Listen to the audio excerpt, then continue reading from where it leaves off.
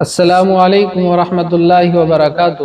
محترم ناظرین، اکثر مجالس کے اندر یہ بات بیان کی جاتی ہے کہ صحابہ کرام کو ایمان سیکھنے کے لیے 13 سال لگے، باوجود اس کے کہ ان کو آپ صلی اللہ علیہ وسلم کی صحبت اور پاکیزہ ماحول میسر تھا۔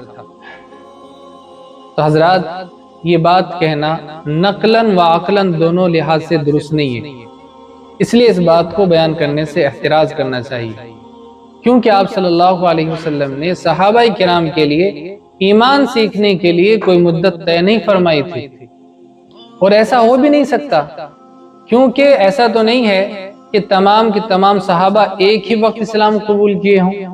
بعض صحابہ مکی زندگی کے اندر اسلام قبول کیے، اور بعض صحابہ نے مدنی زندگی کے اندر اسلام قبول کیا، بعض نے فتح مکہ کے موقع پر اسلام قبول کیا، تو ایسا ممکن بھی نہیں ہو سکتا تھا۔ تو لہٰذا یہ 13 سال کی تعیین کے ساتھ بیان کرنا درست نہیں ہے، ہمیں اس سے احتراز کرنا چاہیے۔ واللہ اعلم بالصواب۔